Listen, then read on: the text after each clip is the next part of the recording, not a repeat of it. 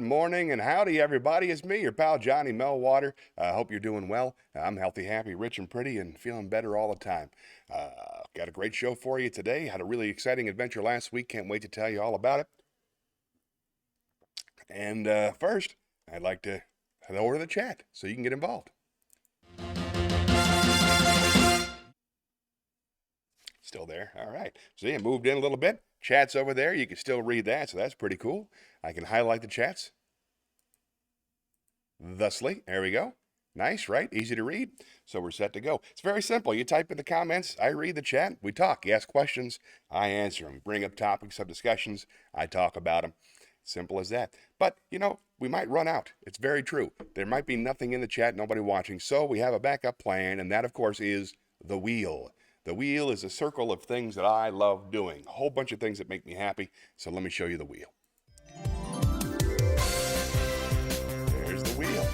You can see it, a whole bunch of different things to study. Zen koans, poems, songs, riddles, monologues, feelings. I even got a new Kurt Vonnegut for the short story segment. So I'm pretty psyched. Let's see what happens when we spin the wheel.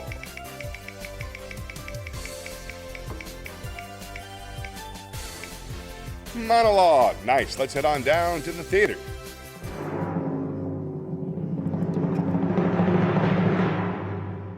I just picked this up. Last week I did a tour down in Florida, so I was in the car for a long time, and I picked up a audio book by Cormac McCarthy called Blood Meridian, which is an extremely violent, very dark, very difficult to get through book. But in the very first chapter, there's a cool monologue, and I thought I might share it with you because, you know, that's what I always think when I hear something cool. Uh-oh, there we go. All right. This is from Blood Meridian by Cormac McCarthy. Imagine, if you will, a 7-foot bald man, no eyebrows, stands up in the middle of a church service that's going extremely well, turns to address the crowd. He takes off his hat, shakes the rain off it, and puts it back on. Ladies and gentlemen, here we go. Ladies and gentlemen, I feel it is my duty to inform you that the man holding this revival is an impostor. He holds no papers of divinity from any institution recognized or improvised. He is altogether devoid of the least qualification to the office he has usurped, and has only committed to memory a few passages from the good book for the purpose of lending to his fraudulent sermons some faint favor of the piety he despises. In truth, the gentleman standing here before you, posing as a minister of the Lord, is not only totally illiterate, but is also wanted by the law in the states of Tennessee, Kentucky, Mississippi, and Arkansas on a variety of charges, the most recent of which involved a girl of 11 years who had come to trust him, and whom he was surprised in the act of violating while actually clothed in the livery of his God. Not 3 weeks before this, he was run out of Fort Smith, Arkansas, for having Congress with a goat. Yes, lady, that's what I said. Goat. Turns out he made it all up, but I thought it was a pretty cool speech. Hope the rest of the book's that good. That Cormac McCarthy can sure put some words together. Let's go ahead and spin the wheel.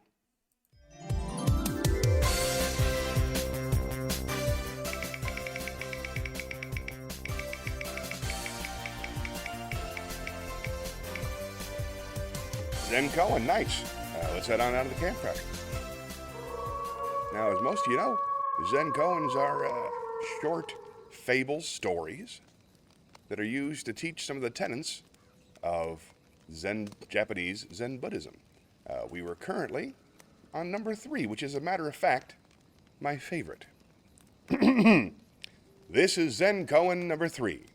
Is that so? The Zen master Hakyun was praised by his neighbors as one living a pure life. A beautiful Japanese girl whose parents owned a food store lived near him. Suddenly, without any warning, her parents discovered she was with child. This made her parents angry. She would not confess who the man was, but after much harassment, at last named Hakuin. In great anger, the parent went to the master. Is that so? Was all he would say. After the child was born, it was brought to Hakuin. By this time he had lost his reputation, which did not trouble him, but he took very good care of the child. He obtained milk from his neighbors and everything else he needed. A year later, the girl mother could stand it no longer. She told her parents the truth. The real father of the child was a young man who worked in the fish market.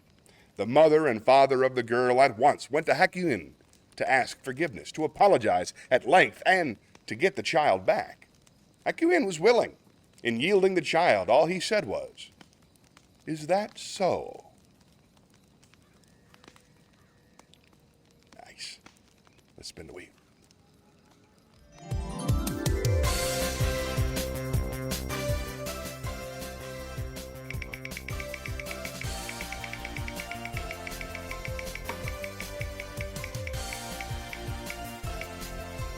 Poem, yay, love reading poetry. Let's head on down to the Poetry Corner.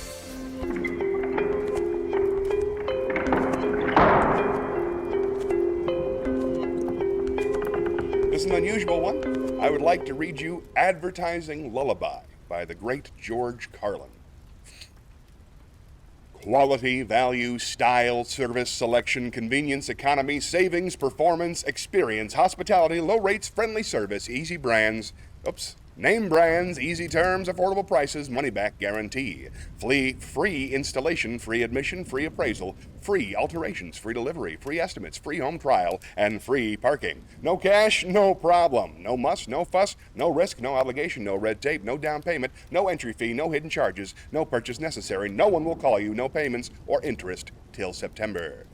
Limited time only, though, so act now. Order today. Send no money. Offer good while supplies last. 2 to a customer. Each item sold separately. Batteries not included. Mileage may vary. All sales are final. Allow 6 weeks for delivery. Some items not available. Some assembly required. Some restrictions may apply. So come on in for a free demonstration and a free consultation with our friendly professional staff. Our experienced and knowledgeable sales representatives will help you make a selection that's just right for you and just right for your budget. And don't forget to pick up your free gift, a classic deluxe custom designer luxury prestige high quality premium select gourmet pocket pencil sharpener. Yours for the asking, no purchase necessary. It's our way of saying thank you.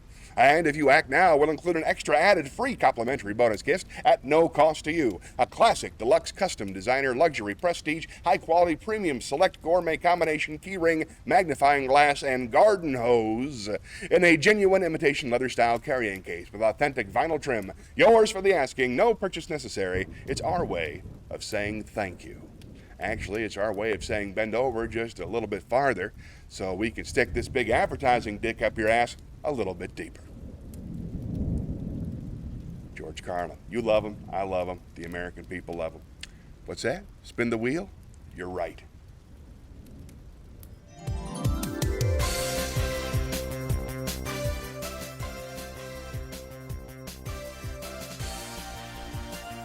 All right, here we go.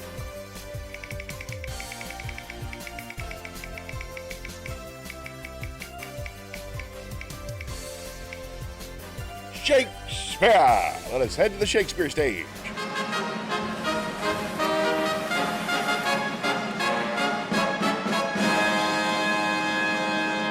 All right. As many of you know, we've been making our way through the sonnets. Shakespeare wrote hundreds of them. We are currently on sonnet number 100. And let's see here. 136. Nope, is that 56? LVI. I think that's 56. Sounds right. 46, because there's an X before it. XLVI is 146. This is sonnet 146 by William Shakespeare. Poor soul, the center of my sinful earth, these rebel powers that thee array, why dost thou pine within and suffer dearth, painting thy outwards walls so costly gay? Why so large cost, having so short a lease, dost thou upon thy fading mansion spend? Shall worms, inheritors of this excess, eat up thy charge? Is this thy body's end? Then, soul, live thou upon thy servant's loss, and let that pine to aggravate my store, by terms divine in selling hours of dross. Within be fed, without be rich no more. So shalt thou feed on death that feeds on men, and death, once dead, there's no more dying then.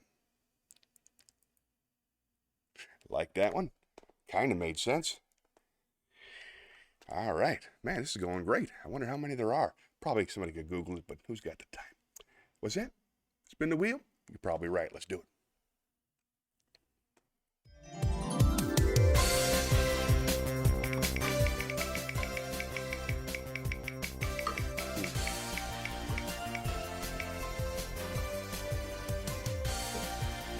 Ask me anything. Tricky to do without an audience. But if you're out there and you have any questions about me, stand-up comedy, life, my opinion on something, ask away. I'll be glad to answer it. Open Ask Me Anything policy here on The Big Show.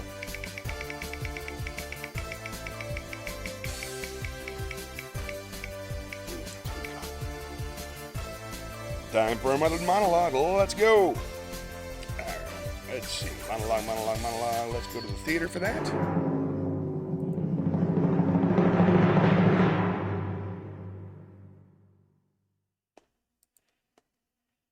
Let us do, Magnolia. I'm psyched about this. Many of you may have seen the excellent film Magnolia, which is about every person in the entire world meeting each other. But there's a brilliant monologue about coincidence at the very beginning. And it is that monologue I would like to perform now. It was originally performed by the great magician, Mr. Ricky Jay. But today, I'm doing it for you. It's a longer piece, so settle in. You know what? I can put my headphones on for this one. Check. In the New York Herald, November 26, year 1911, there is an account of the hanging of 3 men. They died for the murder of Sir Edmund William Godfrey, husband, father, pharmacist, and all-around gentleman resident of Greenberry Hill, London. He was murdered by 3 vagrants whose motive was simple robbery. They were identified as Joseph Green, Stanley Barry, and Daniel Hill. Green, Barry, Hill. And I would like to think this was only a matter of chance. As reported in the Reno Gazette, June of 1983, there is the story of a fire, the water that it took to contain the fire, and a scuba diver named Delmar Darien, employee of the Nugget Hotel and Casino, Reno, Nevada. Engaged as a blackjack dealer, well-liked and well-regarded as a physical, recreational, and sporting sort, Delmar's true passion was for the lake. As reported by the coroner, Delmar died of a heart attack somewhere between the lake and the tree. But most curious side note is the suicide the next day of Craig Hansen, volunteer firefighter, estranged father of 4, and with a poor tendency to drink. Mr. Hansen was the pilot of the plane that quite accidentally lifted Delmar Darien out of the water.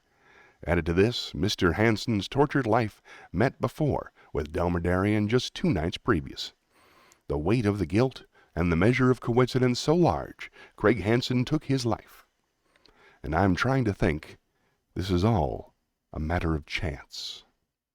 The tale told at a 1961 award dinner for the American Association of Forensic Science by Dr. John Harper, president of the association, began with a simple suicide attempt.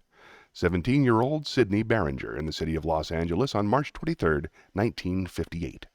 The coroner ruled that the unsuccessful suicide had suddenly become a successful homicide. To explain, the suicide was confirmed by a note in the right hip pocket of Sidney Barringer. At the same time, young Sidney stood on the ledge of this 9-story building, and arguments swelled 3 stories below. The neighbors heard, as they usually did, the arguing of the tenants, and it was not uncommon for them to threaten each other with a shotgun or one of the many handguns kept in the house. And when the shotgun accidentally went off, Sidney just happened to pass. Added to this, the 2 tenants turned out to be Fay and Arthur Barringer, Sidney's mother and Sidney's father. When confronted with the charge, which took some figuring out for the officers on the scene of the crime, Fay Barringer swore she did not know the gun was loaded. A young boy who lived in the building, sometimes a visitor and friend to Sidney Barringer, said that he had seen 6 days prior the loading of the shotgun. It seems that all the arguing and fighting and all of the violence was far too much for Sidney Barringer, and knowing his mother and father's tendency to fight, he decided to do something. Sidney Barringer jumps from the 9th floor rooftop. His parents argue 3 stories below. Her accidental shotgun blast hits Sidney in the stomach as he passes the arguing 6th floor window. He is killed instantly, but continues to fall, only to find 5 stories below a safety net installed 3 days prior for a set of window washers that would have broken his fall and saved his life if not for the hole in his stomach. So Faye Barringer was charged with the murder of her son, and Sidney Barringer noted as an accomplice in his own death. And it is in the humble opinion of this narrator that this is not just something that happened. This cannot be one of those things. This, please, cannot be that. And for what I would like to say, I can't. This was not just a matter of chance. Oh, these strange things happen all the time. Nice. Still nobody in the chat. I'll try not to take it personal. Here we go. Spin the wheel. That's terrific.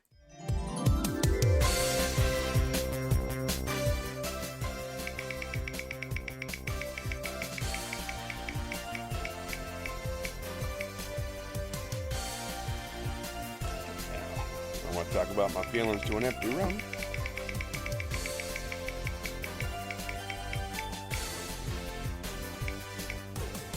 Ask me anything. You guys know my policy on Ask Me Anything. Go ahead. Ask me anything. Now's your chance. I'm just trying to find, there we go, somewhere around here is my information about who's watching. Ah, well, forget it. Hopefully we're broadcasting.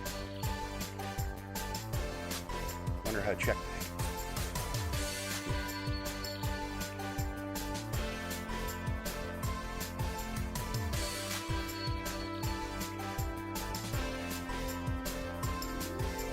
Somebody please write in the chat if there's anybody watching. It seems to me I lost it somewhere. I don't know if I'm broadcasting or not, and I can't find the page.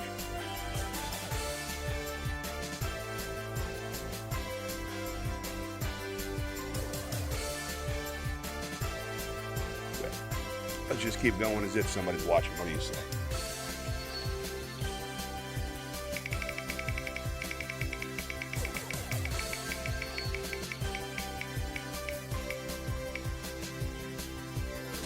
Shakespeare. Let's go to the Shakespeare stage.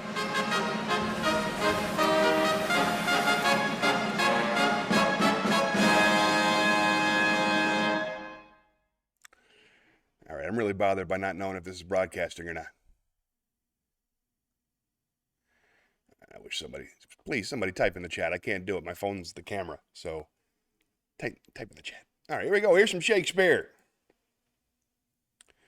I believe we were just doing a sonnet. Let us do a brief recitation.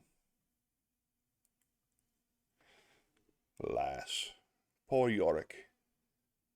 I knew him, Horatio, a fellow of infinite jest, most excellent fancy. He hath borne me on his back 1,000 times, and now how abhorred to my imagination it is. My gorge rises at it. Here hung those lips that I have kissed I know not how oft. Where be thy gibes now, your gambols, your songs, your flashes of merriment that were wont to set the table on a roar? Not one now to mock your own grinning, chapfallen. Now get you to my lady's chamber and tell her, let her paint an inch thick, to this favor she must come. Make her laugh at that. Hey, there's somebody here. Yay, thanks, buddy. Here we go. I'm going to go back to the chat. Glad somebody's watching. That helps a lot. Thanks, buddy. Appreciate you. I didn't know I was still broadcasting. It's okay, wonderful. This is That's me, and this is my nephew Troy, I believe. Thank you very much for asking, Troy. Troy is my nephew. He also has the same face as I do, and he was doing a drag show last week, so now I know what I look like in drag. You look great. I don't think I would look good in drag. You made it work, though. But great question. If I could have any comic, if I could have an hour with any comic's mind, past or present, who would it be and why? Without question, I would want to talk to George Carlin. If I could sit down and pick George Carlin's brain, he has written a lot of books that I've read. I've listened to all of his hours. I'd like to talk to him about his actual philosophy as opposed to his stage philosophy, his drives, and I'd like to know everything I can. George Carlin, for sure. I would like to know the stuff that he values, the stuff that he listens to. Hey, how you doing, Ann? Welcome to the show. I think you're a first-timer. Thanks for being here. Yep, you showed up on the thing. If you have any questions or you want to say anything, just type them on in the chat, and I'll get it going. Glad you're here. Troy, thank you very much for adding something. Type anything you want. Type a million questions. I'm going to go spin the wheel. I'll be right back.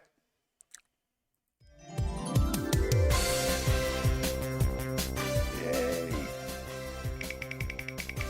New friend. That's nice to see. Where are you from, Ann? What do we got? Zen Cohen. All right, let's head on down to the comedy club. Now, it's the campfire.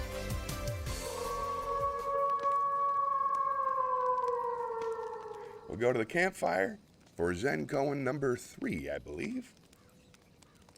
Here we go. We had just finished number 3. This is Zen Cohen number 4. This is Zen Cohen number 4. Obedience. The Master Benkai's talks were attended not only by Zen students, but by persons of all ranks and sects. He never quoted sutras, nor indulged in scholastic dissertations. Instead, his words were spoken directly from the heart to the hearts of his listeners. His large audience angered a priest of the Nichiren sect, because the adherents had left to hear about Zen.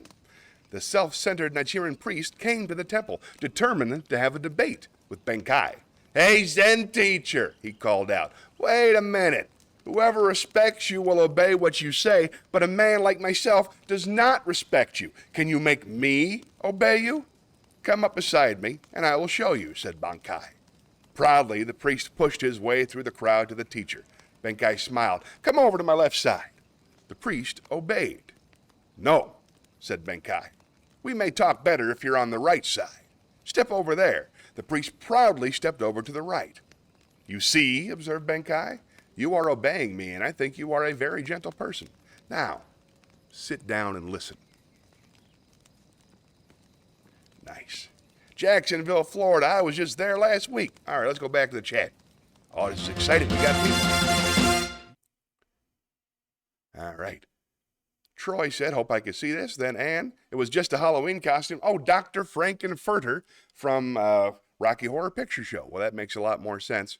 I don't remember him wearing that much eye makeup, but you do you. And then Jan's from Jacksonville. I just passed through Jacksonville twice last week. On my way down, I recorded a special down in Sarasota, Florida. From Charlotte, you still have to pass through Jacksonville to get there. How you doing, Jack? Hey, Ann, are we friends from the cruise ships, or did you see me at the comedy club there? I love the Jacksonville Comedy Zone. It's one of my favorite rooms in the country. Welcome and thank you. All right, we're up to speed. Keep on talking, folks. I'll be right back.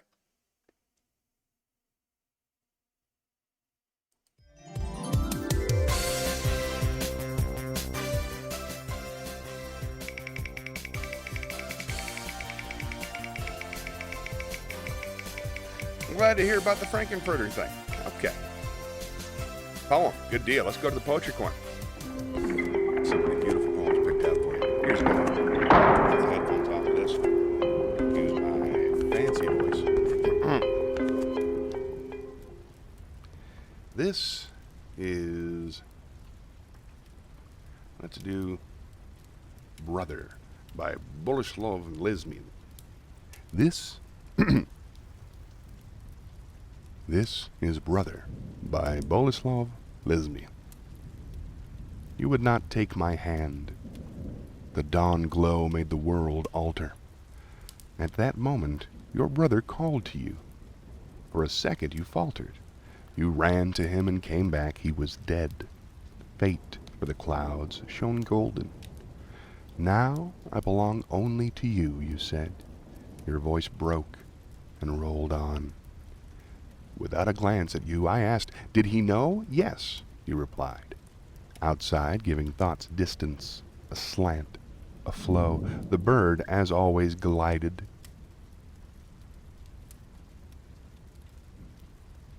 I like that one. Originally in Spanish.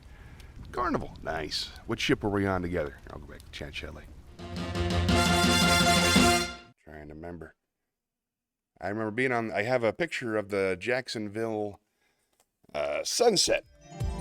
Whoop, there we go. Never mind, we're spinning the wheel again. I hit the wrong button. That'll happen. It's kind of my motto.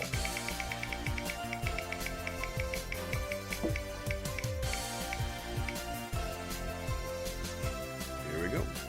What, we just did a poem. Another one? Nah, gotta mix it up.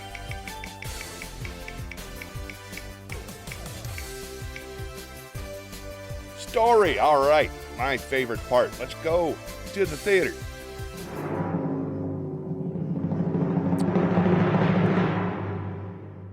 I am going to read you a piece by one of my favorite authors, Kurt Vonnegut. He wrote a review of a book that was important to him, and I think it's a very interesting review, and I'm going to read it to you right now. It's a longer piece, so settle in. Let's see. Stories.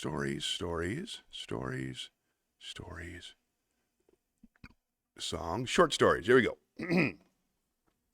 Whew, it's going to be fun. This is The Latest Word by Kurt Vonnegut. Let me adjust something here. There we go. The Latest Word by Kurt Vonnegut Jr. I wonder now what Ernest Hemingway's dictionary looked like, since he got along so well with dinky words that everybody can spell and truly understand. Mr. Hotchner, was it a frazzled wreck? My own is a tossed salad of instant coffee and tobacco crumbs and India paper, and anybody might see it fairly conclude I ransack it hourly for a vocabulary like Arnold J. Toynbee's. The truth is that I have broken its spine looking up the difference between principle and principal, and how to spell the word cashmere. It is a dear leviathan left to me by my father, Webster's New International Dictionary of the English Language, based on the International Dictionary of 1890 and 1900. It doesn't have radar in it, or Werner von Braun, or sulfathylazole, but I know what they are. One time I actually took sulfathylazole. And now I have this enormous and beautiful new bomb from Random House. I don't mean bomb in a pejorative sense, or in any dictionary sense for that matter. I mean that the book is heavy and pregnant and makes you think. One of the things that makes you think is that any gang of bright people with scads of money behind them can become appalling competitors in the American unabridged dictionary industry. They can make certain that they have all the words the other dictionaries have, then add words which have joined the language since the others were published, and then avoid mistakes that the others have caught particular hell for. Random House has thrown in a color atlas of the world as well, and concise dictionaries of French, Spanish, German, and Italian. And would you look at the price? And lawsy me, Christmas is coming. When Mario Pei reviewed the savagely bopped third revised edition of the Merriam-Webster for the Times in 1961, he complained of the residual prudishness, which saw excluded certain four-letter words, despite their copious appearance in numerous works of contemporaneous literature, as well as on restroom walls. Random House has satisfied this complaint somewhat. They haven't included enough of the words to allow a Pakistani to decode Last Exit to Brooklyn or Ulysses, either. But they have made brave beginnings, dealing wisely, I think, with the alimentary canal. I found only one abrupt verb for sexually congressing a woman, and we surely have Edward Albee to thank for its currency, though he gets no credit for it. The verb is hump, as in hump the hostess. If my emphasis on dirty words so early in this review seems childish, I can only replay that I, as a child, would never have started going through a dictionary unless I suspected that there were dirty words hidden in there, where only grown-ups were supposed to find them. I always ended the searches feeling hot and stuffy inside, and looking at the queer illustrations, at the trammel wheel, the arbalest, and the dugong. Of course, One dictionary is as good as another to most people who use them for spellers and bet settlers and accessories to crossword puzzles and Scrabble games. But some people use them for more than that, or mean to. This was brought home to me only the other evening, whilst I was supping with the novelist and short story writer Richard Yates and Professor Robert Scholes, the famous praiser of John Barth's Giles Goat Boy. Yates asked Scholes, anxiously, it seemed to me, which unabridged dictionary he should buy. He had just gotten a grant for creative writing from the federal government, and the first thing he was going to buy was his entire language between hard covers. He was afraid that he might get a clunker, a word, by the way, not in this Random House job. Scholes replied judiciously that Yates should get the second edition of the Merriam-Webster, which was prescriptive as nearly possible, which was prescriptive rather than descriptive. Prescriptive, as nearly as I could tell, was like an honest cop, and descriptive was like a boozed-up war buddy from Mobile, Alabama. Yates said he would get the tough one, but my goodness, he doesn't need official instructions in English any more than he needs training wheels on his bicycle. As Scholes said later, Yates is the sort of man Yates is the sort of man lexicographers read in order to discover what pretty new things the language is up to. To find out in a rush whether a dictionary is prescriptive or descriptive, you look up ain't and like. I learned this trick of horseback logomachy. I can look that up. Horseback logomachy from reviews of the Merriam-Webster 3rd edition. And here is the rundown on ain't. The Merriam-Webster first edition says that it is colloquial or illiterate. The second says it is dialect or illiterate, and the third says that ain't is, though disapproved by many and more common in less educated speech, used orally by many cultivated speakers, especially in the phrase, ain't I? I submit that this nation is so uniformly populated by parvenus with the heebie-jeebies that the phrase ain't is heard about as frequently as the mating cry of the heath hen. Random House says this about ain't. Ain't is so traditionally and widely regarded as a banned non-standard word that it should be shunned by all who prefer to avoid being considered illiterate. Ain't occurs occasionally in the informal speech of some educated users, especially in self-consciously or folksy humorous contexts. Ain't it the truth? She ain't what she used to be, but it is completely unacceptable in formal writing and speech. Although the expression ain't is perhaps defensible, and it is considered more logical and more euphonious than empt, the well-advised person will avoid any use of ain't. How's that for advice to Parvenus? My mother isn't mentioned, but what she taught me to say in place of ain't I, or aren't I, or am't I, was, am I not? Speed isn't everything.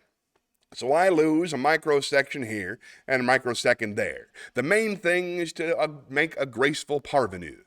As for the use of like as though it were interchangeable with with MM1 says the use, Merriam-Webster 1, says the use of like as a conjunction meaning as do like I do, though occasionally found in good writers, is a provincialism and contrary to good usage. Merriam-Webster 2 says that the same thing is freely used only in illiterate speech and is now regarded as incorrect. Merriam-Webster 3 issues no warnings whatsoever and flaunts models of current, okay usage from the St. Petersburg, Florida Independent. Wore his clothes like he was, afraid of getting dirt on them. And Art Linkletter impromptu programs where they ask questions much like I do on the air. MW3, incidentally, came out during the dying days of the Eisenhower administration, when simply everybody was talking like Art Linkletter. Random House in the catbird seat, since it gets to recite last, declares in 1966 the use of like in place of as is universally condemned by teachers and educators, notwithstanding its wide currency, especially in advertising slogans. Do as I say, not as I do, does not admit of like, instead of as. In an occasional idiomatic phrase, it is somewhat less offensive when substituted for as if. He raced down the street like crazy. But this example is clearly colloquial and not likely to be found in any but the most informal written contexts. I find this excellent. It even tells you who will hurt you if you make a mistake. And it withholds aid and comfort from those friends of cancer and money, those greedy enemies of the language who teach our children to say after school, Random House is damned if it will set that slogan in type. As you rumple through this new dictionary, looking for dirty words and school marmisms tempered by worldliness, you will discover that biographies and major place names and even the names of famous works of art are integrated with the vocabulary. A streetcar named Desire, Ralph Ellison, Mona Lisa, Kiselevsk. I worry about the biographies and the works of art since they seem to be a possibly mixed bag, locked for all eternity in a matrix of type. Norman Mailer, for instance, but not William Stringer or James Jones or Vance Bourgeois or Edward Louis Wallant. And are we to be told throughout eternity this and no more about Alger Hiss, born in 1904, U.S. public official? Anyway, why is there no entry for Whittaker Chambers? And who promoted Perez? It is the biographical inclusions and exclusions, in fact, which make this dictionary an ideal gift for the paranoiac on everybody's Christmas list. He will find dark entertainments without end between pages 1 and 2059. Why are we informed about Joe Kennedy Sr. and Jack and Bobby, but not about Teddy or Jacqueline? What is somebody trying to tell us when T.S. Eliot is called a British poet and W.H. Auden is called an English poet? Maybe the distinction aims at accounting for Auden's American citizenship. Robert Welch Jr. is tagged as a retired U.S. candy manufacturer. Is this meant to make him look silly? And why is the memory of John Dillinger perpetuated, while of Adolf Eichmann there is nothing gibber nor squeak? Whoever decides to crash the unabridged dictionary game next, and it will probably be General Motors or Ford, they will know this work heartlessly for bloopers. There can't be many, since by Random House has winnowed the predecessors, its noble predecessors. The big blooper, it seems to me, is not putting the biographies and works of art in an appendix where they can be cheaply revised or junked or added to. Have I made it clear that this book is a beauty? You can't beat the contents, can't beat the price. Somebody will beat both sooner or later, of course, because that is good old free enterprise, where the consumer benefits from battles between jolly green giants. And, as I've said, one dictionary is as good as another for most people. Homo Americanus is going to go on speaking and writing the way he always has, no matter what dictionary he owns. Consider the citizen who was asked recently what he thought of President Johnson's use of the expression "cool it" in a major speech. "It's fine with me," he replied. "Now's not the time for the President of the United States to worry about the King's English. After all, we're living in an informal age. Politicians don't go around in top hats anymore. There's no reason why English language shouldn't wear sports clothes too. I don't say the President should speak like an illiterate, but cool it is folksy, and the chief executive officer should be allowed to sound human. You can't be too corny for the American people. All the decent sentiments in life are corny, but linguistically speaking, Disraeli is Dullsville." These words, by the way, came from the larynx of Bennett Cerf, publisher of the Random House Dictionary of the English Language. Moral: everybody associated with a new dictionary ain't necessarily a new Samuel Johnson. Mr. Vonnegut, a novelist, is currently teaching at the Writers' Workshop, University of Iowa. There we go. That was fun. Let's see if we missed anything in the chat. Now, it seems to me that my buddy, my nephew Troy there, I saw your dad last week. That was nice, too. He says he can't do makeup, so he had one friend doing my nails and another put on your face. Now, that sounds kind of fun, actually. I understand the appeal now. I assume they were both attractive ladies. I'm guessing, because it's my nephew, but that's my guess. After that, Troy wrote, do I know what happened to someone named Paul Meacham? A coworker says they are a relative of theirs, that does stand-up in Charlotte. I don't know Paul Beecham. I know a Paul Snyder. That might be his stage name. I know a Paul Snyder. I know a Paul Platt. Those are the only two Pauls I know.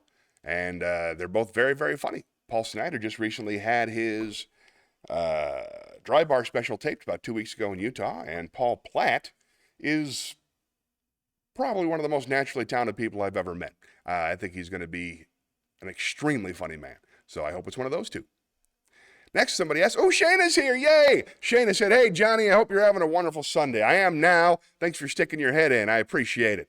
Oh, that's nice to see. All right, so give me your real last name, and I'll tell you all about the Paul. How you doing, Shayna? You all right? How are your shows this week? How you feeling? Let's spin the wheel. Fill me in. I'll be right back.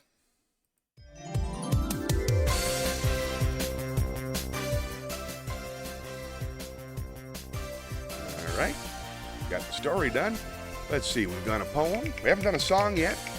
We haven't done feelings yet. We haven't done wisdom yet. Or a joke. Let's do a joke. Let's go down to the comedy club. All right, I got a dirty joke for you. You'll like it. Here. Come here. A man goes into a truck stop and he sees a woman behind the counter. And there's a sign behind the woman that says sandwiches, $5. Hand jobs, $25. So the man says to the lady, are you the lady who gives the hand jobs? And she says, yes, I am. And he says, wash your hands. I want a sandwich. I left the F word out so it wouldn't be offensive. I feel bad now. I feel like I should have left it in. Let's spin the wheel.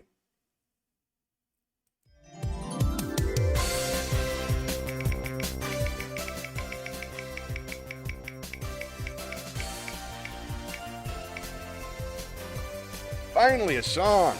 Let's go sing a song in the theater.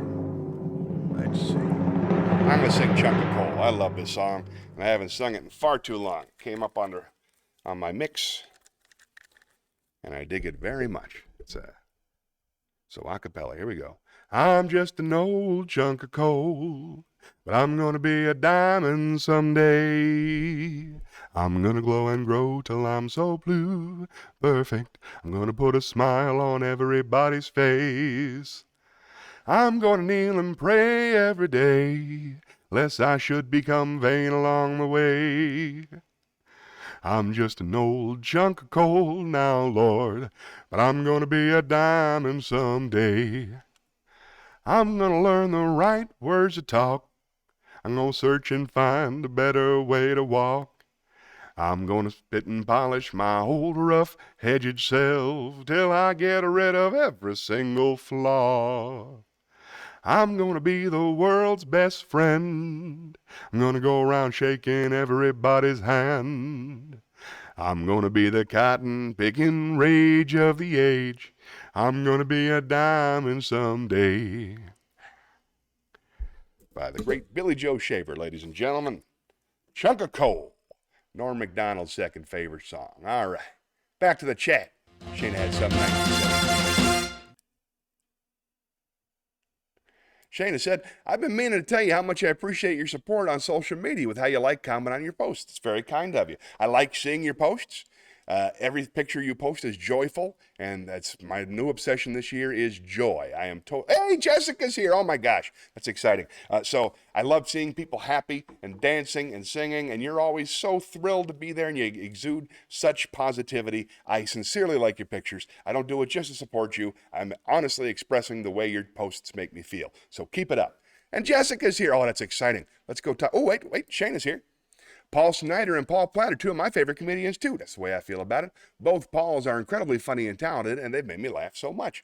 Seconded. I couldn't agree more. They're brilliant.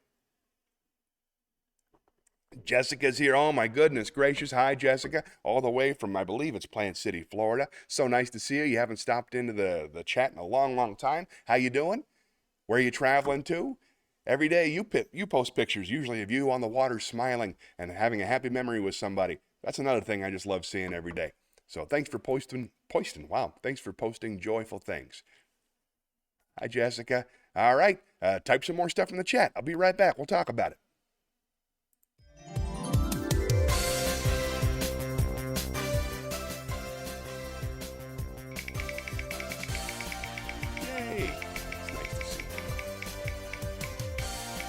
Missed you, Jessica. Shakespeare. Let us head back to the Shakespeare stage.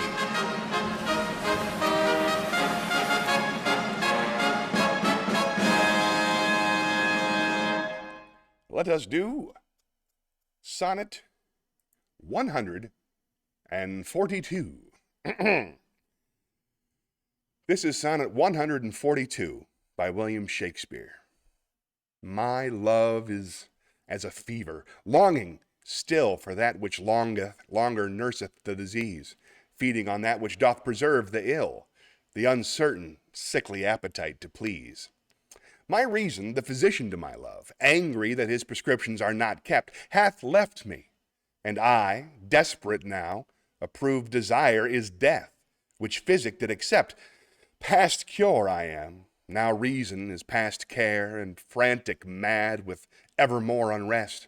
My thoughts and my discourse are as madmen's are, at random from the truth vainly expressed. For I have sworn thee fair and thought thee bright, who art black as hell, as dark as night. Ooh, I think that was a Shakespeare. Boom, Shakespeare. That's when Shakespeare insults you. I call it a Shakespeare. Ocala National Forest. Oh, that's so cool. Hold on, back to the chat.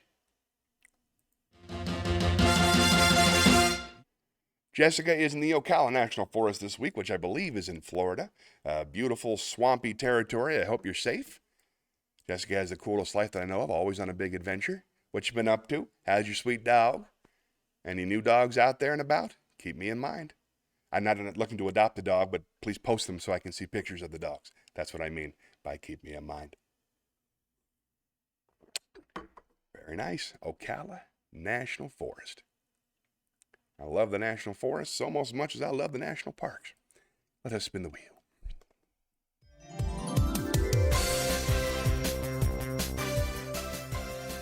Let's see. Done a joke, done Zen koans, done poems, did one song.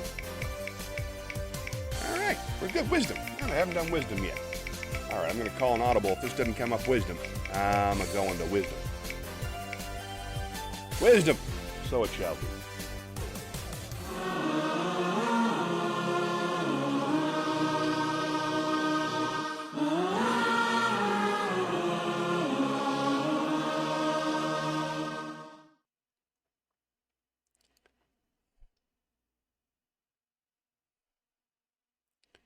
There we go.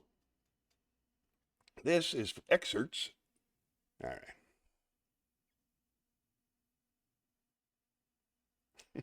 Never mind. Let us. I have so many different stripes, but it doesn't matter. It doesn't matter why. Here we go.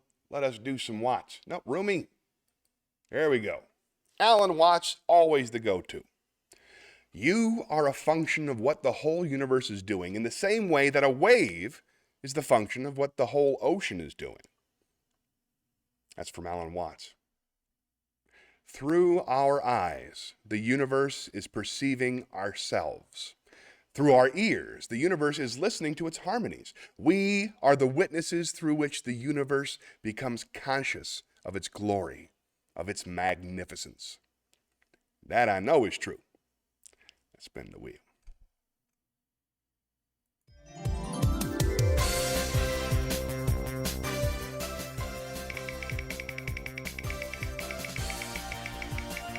I haven't talked about my feelings yet. That's pretty cool. Got to get that done. All right, let's go talk about my feelings. The wheel is not the boss of me. I came down to Florida this week. I was thinking about you, Jessica. I came down and visited my dad, and I recorded a open bar comedy special. There's a company called Open Bar. They're like Dry Bar, except they don't do any censoring, so you can have free expression, which is important to me. And they produce comedy specials, and I recorded mine last Wednesday at McCurdy's Comedy Theater in Sarasota, Florida. The special will be called, Mostly Joking, which isn't bad. And the cool part was when I walked out on stage after the introduction, ladies and gentlemen, please welcome to the United States of America, Johnny Millwater, I tripped over the first step and I fell directly on my face in front of everybody. And then I popped right back up and I went right to doing the set. I didn't even think about it. It was so traumatic, it immediately blanked itself from my memory. It was sort of an incredible thing. I hurt myself. My right knee was bleeding the entire set. Luckily, my socks are blood colored, so I didn't notice it until I was done. But I did the entire set, and that's like when you're a comedian. It's like your worst case scenario. That's like your nightmare. I have nightmares about falling on my face in front of people at a special, and I did it, and it didn't matter at all. They were still with me 100%. I didn't dwell on it. It's just a funny, interesting moment. So that was exciting. I got to work with Ron Feingold, a dear friend of mine. I got to meet Tanya Lee Davis, the Unstoppable. She's fantastic. And I got to meet Les McCurdy, who's the owner of the club and also taping his special that day. So that was, yeah. Ooh, Thoreau, hold on. It was live. Wow. Thanks, Jessica. All right, here, hold on. We got some stuff here. Oh, Shayna. Paul Platt was brilliant at Christine McLennan's Halloween-themed show. He did some improv comedy, dressed as a cowboy. He was absolutely hysterical. Paul Platt is a very, very funny man off the cuff. He's been funny for a long, long time. He's modest about it, but I found some footage of him performing here at the Comedy Zone at one of Debbie's open mics when he was 15, which is kind of amazing. And he did a great set then, too, because his father is also a comedian. So he knows the deal. It's pretty cool. I wish I could have seen that. I'll probably come to the next one. You know, I'm a big Christine fan. Yes, Central Florida. Very, very nice. Still you and O. Henry. Nice. My rescue old man, sweet dog. I look forward to seeing him every day. Do I have Thoreau in there somewhere? I don't have any yet, but I will look one up just for you. Jessica also said, oh shit, I wish I'd seen that. I would have loved to show up if I was around. Was it live? It sounded hilarious. Yes, it was live. It was a live show. It was really, really good. The tickets were sold out. It was in Sarasota, Florida. But you can watch the special when it comes out. That's so nice of you to say. Thank you. That's great. Now let's go back and find some Thoreau. All right, hold on. It's going to take me just a second to Google the whole thing, but I'm going to do it for you. All right. Henry David Thoreau. Do you have a favorite? I'll find a poem. Oh, no, I can't spell Thoreau. Thoreau. I'll spell it wrong on purpose and usually, yeah, that's exactly what I meant. Henry David Thoreau. He is a naturalist and poet. Let's see. Thoreau. I'm going to see if I can't find a poem. I misspelled poem.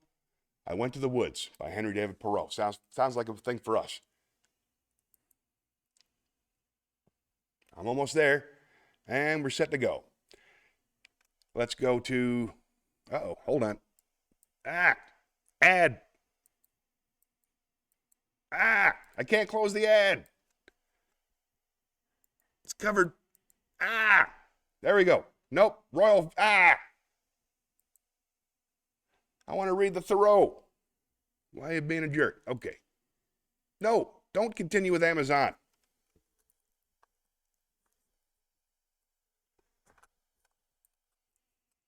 We got to move the camera for this one. Get rid of the stupid ad. Crap. It fell on my head. I'm fine.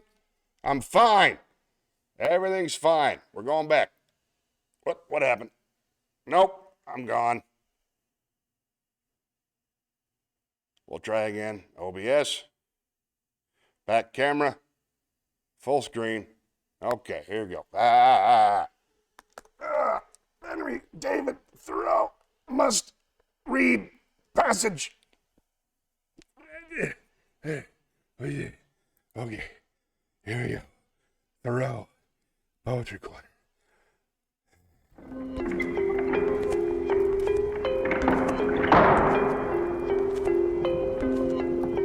Now, by Henry David Thoreau, I went to the woods. I went to the woods because I wished to live deliberately, to front only the essential facts of life, and see if I could not learn what it had to teach, and not, when I came to die, discover that I had not lived. I did not wish to live what was not life. Living is so dear, nor did I wish to practice resignation unless it was quite necessary.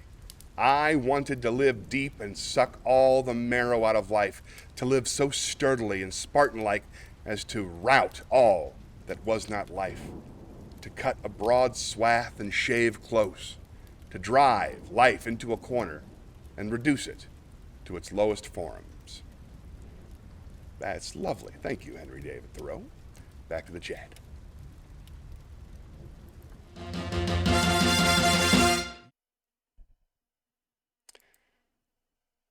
Shayna said, I remember correctly that you used to tour with Ryan Van Gendren. He's been so supportive of me on social media and been enjoying his videos on Instagram. I've been encouraging him to get back on stage. I've seen him perform a few times. He's real hilarious. I love Ryan Van Gendren. Ryan Van Gendren toured together, I'd say 9 or 10 shows at least.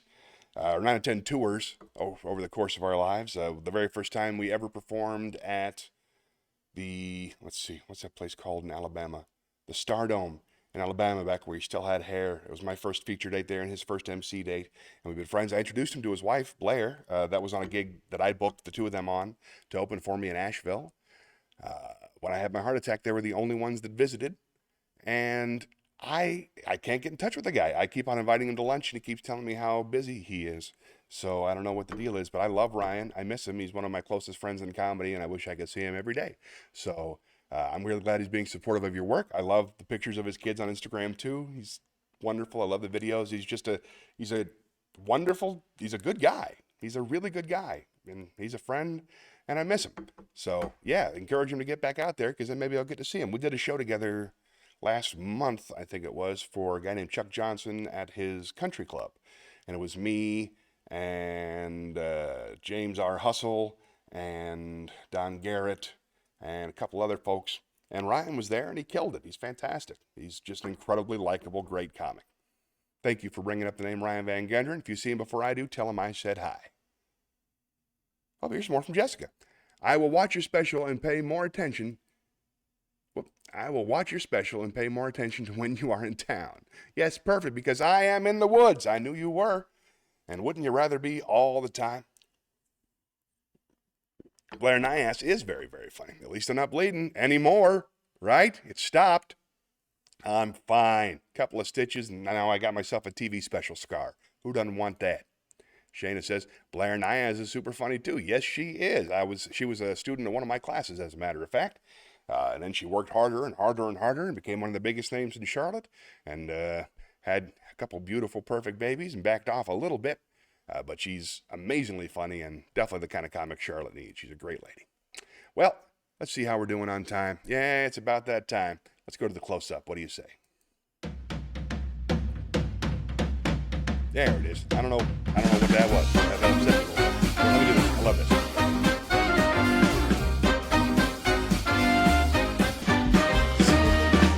All right, see, that's what's supposed to happen every time. Thanks for watching, everybody. I hope you had a few laughs. I hope you heard something you like. I'm going to definitely add some Henry David Thoreau. I'll go through and add 9 or 10 poems to the poem pile, and hopefully we'll get to see you come back. Thanks for making a request. Thanks for being here, Shayna, and listing the names of some people I really, really care about. Thanks for tuning in. Everybody was here. Thanks, Troy, if you're still here. Thanks, Ann. Well, till next time, remember, the only way to save this country is for all of us to love one another. So until next time, be good, but not too good. Sing a little song.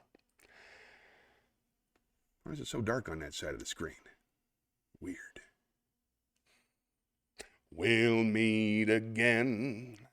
Don't know where, don't know when, but I know we'll meet again some sunny day. Keep shining through just like you always do, but the blue skies will push the dark clouds far away. And would you please say hello to the folks that I know and tell 'em I won't be long. They'll be happy to know that as you saw me go, I was singing this song. We'll meet again, don't know where, I don't know when, but I know we'll meet again some sunny day. You can follow, to answer your question, Shayna asked, when does my special come out and where can I see it? It'll come out on Open Bar Comedy. You can follow them on Facebook at Open Bar Comedy or Instagram at Open Bar Comedy. I believe the special comes out in 2024. I don't have a date set down yet. We just taped it. But the second I know, I will tell all of you as soon as I can. Thank you so much. Love you guys. I miss you. Hope to see you next Sunday. Take care.